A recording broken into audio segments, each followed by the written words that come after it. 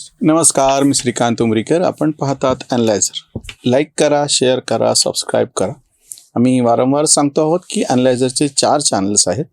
ॲनलायझर news हे मुख्य channel आहे जे आधी सुरू झालं होतं. त्याच्यावरच्या बॉट अटॅक हल्ल्यानंतर 1 वर्षापासून आम्ही ॲनलायझर लोकनीती न्यूजच्या नावानं माझं एक जुनं चॅनल होतं, पण ते बंद पडलं होतं. त्याचं परत पुनर्जीवित करण्यात आलं ॲनलायझर लोकनीती नावानं. ॲनलायझर डिवाईनवरती धार्मिक आणि काही आध्यात्मिक असे विषय घेतलेले असतात. आणि ॲनलायझर हिंदी, सुशील आवर्जून हिंदीमध्ये पण व्हिडिओ करतात. असे 4 चॅनल्स आहेत आणि 4 तुम्हाला स्वतंत्रपणे सबस्क्राईब करायचं आहे. विधान परिषदेचे निकाल लागले आणि त्याच्यामध्ये काहीही अनपेक्षित झालेलं नाही. अगदी नाशिकमधल्या बंडखोराच्या विजयासकट.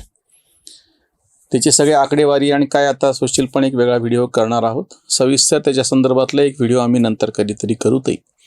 पण आज मला त्याच्यातला जो तुम्हाला संदेश जो समोर येतो आहे, जो तुमच्या समोर ठेवायचा आहे, सत्ताधाऱ्यांच्या मध्ये जर कुठे असंतोष असेल, अस्वस्थता असेल, तर त्याचा फायदा विरोधकांनी उठवायचा असतो. हे राजकारणातलं साधं व्यावहारिक पातळीवरचं अलिखित तत्व आहे.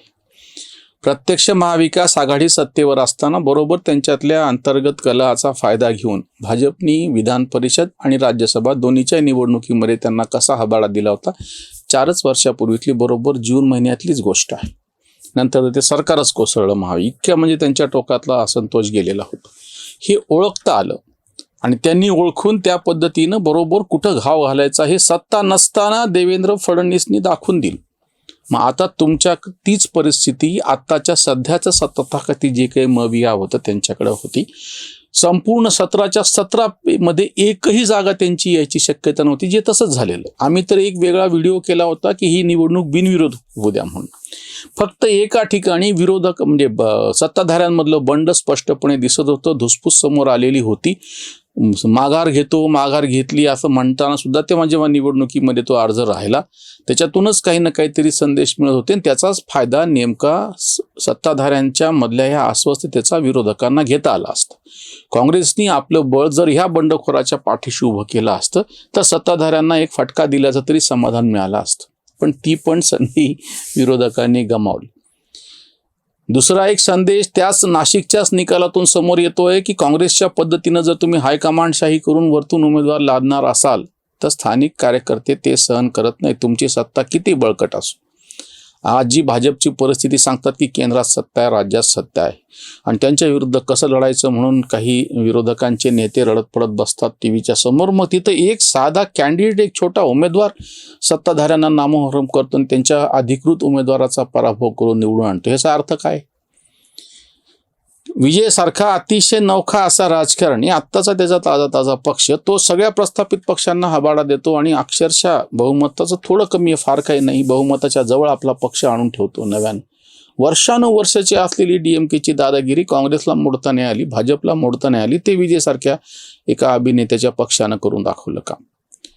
तुम्ही लक्षात घ्या लोकशाहीचा म्हणजे मूळ काय संदेश या सगळ्या ह्याच्यातला, की जर प्रस्थापितांच्या विरोधात नाराजी असेल तर प्रस्थापक कितीही मजबूत असो, कितीही बळकट असो, त्याच्या विरोधामध्ये जनमत शांतपणे आपला कौल देऊन त्याला नामोहरम करून दाखवतं.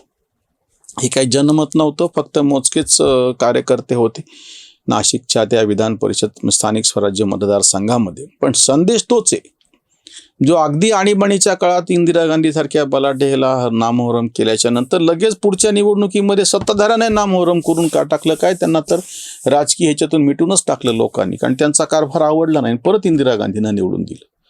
लोकांना तुम्ही गृहीत धरू नका. हे जसं आमचं काँग्रेसला म्हणणं आहे त्याच्यापेक्षा जास्त आता भाजपला म्हणणं. नाशिकमधली ही थप्पड प्रत्यक्ष सत्ताधाऱ्यांच्या मध्ये जो एक माज आलेला आहे की सत्ता आल्याचं, कितीतरी राष्ट्रीय स्वयंसेवक संघाचे कार्यकर्ते, स्वयंसेवक आणि भाजपचे जुने कार्यकर्ते तळमळीनं सांगतात की आम्ही ज्यांच्या विरोधामध्ये सगळं रान हे केलं ना, त्यांनाच आमचा बॉस म्हणून जर डोक्यावर घ्यायचं असेल तर काय करा.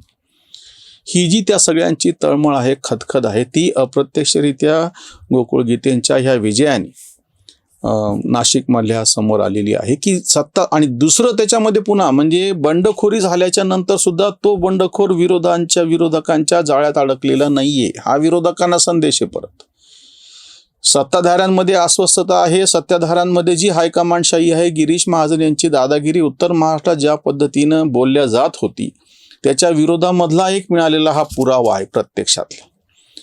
काँग्रेसमध्ये ज्या पद्धतीने वरतून उमेदवार लादले जात होते, झारखंडमधलं उदाहरण आहे. तुम्ही वरतून उमेदवार दिला, तिथले लोक स्थानिक नाराज झाले, त्याच्यानंतर झारखंड मुक्ती मोर्चा नाराज झाला, तिथल्या दुसऱ्या एका अपक्ष उमेदवाराला पाठिंबा देऊन भाजपने त्याचा फायदा घेतला आणि आपला उमेदवार निवडून आला. आमचं तेच म्हणणं होतं की मग तोच फायदा काँग्रेसने घेऊन या अपक्ष उमेदवाराच्या पाठीशी आपलं बळ लावलं असतं तर तुम्हाला निदान एक त्यांना तुमच्या तरी गोटामध्ये एक नवीन माणूस आला असता. किंवा मध्य प्रदेशमधलं उदाहरण आहे, जयंती मीनाक्षी नटराजनला उमेदवारी देणे आणि त्याच्या विरोधामधल्या कारवाया करण्यासाठी आतून ज्या पद्धतीचा कागदपत्र ते सगळे देण्यात आले काँग्रेसवाल्यांकडूनच, आणि त्याचा फायदा मग भाजपने घेतला आणि तो अर्धच बाद झाला. अजून एक गोष्ट स्थानिक स्वराज्य संस्थांच्या निवडणुकांच्या बाबतीतली होती. नाशिकचा तर मी तुम्हाला सांगितलं की त्या निकालातून सत्ताधाऱ्यांना जो फटका बसलेला आहे, थोबाडीत बसलेली, त्यांनी शहाणपण शिकावं. आणि दुसरी गोष्ट म्हणजे विरोधकांचं तर काही बोलायची गरजच नाही, केवळ नाशिकच काय, उरलेले अख्खे 16चे 16 बाकीचे, एक तर 6 बिनविरोधच आले होते, 11चीच निवडणूक झाली. आमचं तर म्हणणं होतं की ही निवडणूक घेता कशासाठी. संपूर्ण महाराष्ट्रामध्ये जर तुम्ही बघितलं असेल तर इतकी एकतर्फी निवडणूक झालेली आहे की त्याच्यामध्ये विरोधकांना कुठल्याच पद्धतीच्या आकड्याच्या दृष्टीनं कुठलीच संधी नव्हती, काहीच संधी नव्हती. आणि जर विजय मिळणार नसेल तर कुठला उमेदवार खर्च कशाला करेल, आणि तो खर्च करत नाही म्हणून आम्ही त्याच्याकडे कसं जाऊ, असं जे काही ते दुष्टचक्र म्हणतात ना. मुळात ही निवडणूक घेतली कशासाठी, अतिशय स्पष्टपणे प्रत्येक मतदारसंघामध्ये, म्हणजे ही मी विरोधकांच्या दृष्टीनं म्हणतो, अपक्ष असं कोणी उभं राहिलं तर तो टफ फाईट देईल ती गोष्ट वेगळी, किंवा सत्ताधाऱ्यांचे 2 गट एकमेकांच्या विरोधामध्ये लढतील. अंगात नाही बळण चिमटा घेऊन पळ अशी एक आपल्याकडे म्हण आहे. काहीच कुठेच तुमच्याकडे नव्हतं, स्पष्टपणे आकडे विरोधात होते. असं असताना सुद्धा बरं पेपरबाजी जी केल्या गेली ना, की तेव्हा मी सोशल मीडियामध्ये पण बघतो, एखाद्याला तुम्ही शुभेच्छा द्या वगैरे निवडणुकीसाठी, हे उपचार आहेत. आणि हे कोण द्यायला लागले की जे मतदार पण नाहीत. ह्याचं अशी अडचण आहे की तुम्ही काही प्रचार करा, काही म्हणा, जे प्रत्यक्ष मतदार आहेत त्यांचं जे काही ठरलेलं आहे त्याच्या पलीकडे जाऊन तुम्हाला काहीच करता येत नाही. माझ्या परभणी जिल्ह्यातली गोष्ट आहे. खान पाहिजे का बाण पाहिजे असा प्रचार शिवसेनेने केला आणि त्या जीवावर सातत्यानं खासदार निवडून आणले, आमदार निवडून आणले, हे ठीक आहे. पण ह्या निवडणुकीमध्ये शिवसेना उबाटा गटाकडून पण मुस्लिम उमेदवार दिला गेला महापौर पदासाठी, शिवसेना एकनाथ शिंदे गटाकडून पण मुसलमान उमेदवार दिला गेला विधान परिषदेसाठी. पण या ठिकाणी खान पाहिजे का बाण पाहिजे हा प्रचार नाही चालत ना, कारण की महापौर काय डायरेक्ट लोकातून निवडून दिलेलं नाहीये, जे निवडून आले त्याच्यातून महापौर निवडायचा. आणि आता या विधान परिषदेची निवडणूक आहे, सर्वसामान्य लोक काही त्याच्यामधले मतदार नाही आहेत, जेमतेम 500-700 जे प्रत्येक ठिकाणचे मतदार आहेत, तिथल्या नगरपालिका, जिल्ह्यातल्या तिथल्या महानगरपालिका, तिथले जिल्हा परिषद, हे तीनच सदस्य त्याला मतदार आहेत. मग त्या ठिकाणी खान पाहिजे का बाण पाहिजे हा असा प्रचार उगाच पेपरमध्ये बातम्या करून काहीच होणार नाही. हिंदुत्ववादी स्वतःला म्हणून घेणारे कार्यकर्ते सुद्धा जे निवडून आले होते नगरसेवक म्हणून, जिल्हा परिषद सदस्य म्हणून, त्यांनी पण सईद खानला मतदान केले, दिसलं ना आता. त्या ठिकाणी खान पाहिजे का बाण पाहिजे असा मुद्दा नाही चालत, किंवा स्थानिकांच्या विरोधात नाराजी किंवा जातीची, हे काहीच चालत नाही ह्या पूर्णच्या पूर्ण निवडणुकीत.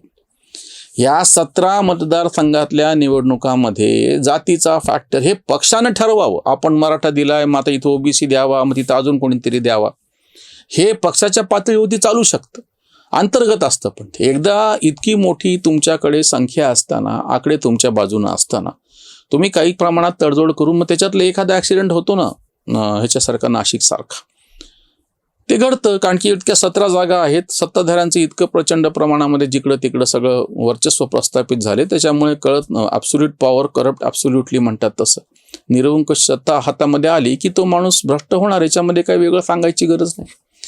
गिरीश महाजनांच्या हातामध्ये प्रचंड प्रमाणामध्ये सत्ता आली, महाकुंभचे प्रचंड प्रमाणात कॉन्ट्रॅक्ट्स आणि ते सगळे कामं चालू आहे, त्याच्यामुळे जो असंतोष वाढलेला आहे, एकाच माणसाच्या हाताशी सगळं गोळा झालेलं आहे म्हणल्याच्या नंतर हे नॅचरल आहे, कुठे होऊ शकतं हे. म्हणून सत्ताधाऱ्यांनी त्याच्यातून शहाणपण शिकायची गोष्ट. आणि विरोधकांचं तर मी परत ते कळच नाही ह्यांना काय सांगायचं आणि काय बोलायचं. तुम्हाला ना सत्ताधाऱ्यांची मधली फाटाफूट अस्वस्थता ती इनकॅश करता येईना, तुमचं तर काहीच जमन. संपूर्ण 17 मतदारसंघामध्ये विरोधकांनी ठामपणे एक उमेदवार उभा केला, त्याला मत किती मिळवतो, एक संदेश तर गेला असता संपूर्ण महाराष्ट्रामध्ये तुमच्या मतदारांमध्ये की विरोधक महाविकास आघाडी नावाने एकत्र आहेत. इथं काय चाललंय तेच कळायला मार्ग नाही त्यांना. ज्या पद्धतीने हे सगळं निवडणूक लढवल्या गेली त्याच्यामध्ये सगळे म्हणजे ह्याचा अर्थ असा की ह्या सगळ्या प्रदेशातले सगळे प्रमुख कार्यकर्ते ह्याच्यामध्ये अडकलेले होते. सगळ्या पक्षाचे प्रत्यक्ष अप्रत्यक्ष गुंतलेले आहेत. एक तर ते निवडून आलेले आहेत, त्यांचे नातेवाईक निवडून आलेत किंवा त्यांच्या जवळचे आहेत. संपूर्ण महाराष्ट्रामध्ये एक इंडिकेशन जे मिळालेलं आहे की सगळ्या पक्षाचे प्रमुख कार्यकर्ते ह्या निवडणुकीतल्या मतदार स्वतः तरी आहेत किंवा त्यांच्या संपर्कात आहे. त्या सगळ्यातून एक त्या गोकुळ गीतेचा अपवाद वगळला तर सगळे सत्ताधाऱ्याला एका पद्धतीनं शरण गेलेले आहेत. अगदी विरोधकातले सुद्धा असा त्याचा अर्थ निघतो. मग अशाच्या जीवावर इकडं बाकी लेख लिहायची, आमच्यासारखी इकडे व्हिडिओ करायचे, काय उपयोग आहे त्याचा? बरं, या सगळ्यातून जर तुमच्या हाती काही सत्यांश असेल तर त्याच्यासाठी तुम्हाला निदान लढता तरी येतं, ठाम उभं तरी लिहिता येत, उभं राहता येत. हे तर आमचे लिबरल असे तर घंटा तज्ज्ञ असे काही सल्ले देण्यात आणि अशा काही मुलाखती चालू आहेत की मोदींना 302 मिळून हिंदू राष्ट्र करायचे, मोदींचा पराभव निश्चित आहे, मोदी काही आता वर्षातून जाणार वगैरे. हे राहुल गांधीचं सगळं पुन्हा त्याचे प्रतिध्वनी जिकडे तिकडे उमटा आले. हसाव करावा अशी गोष्ट.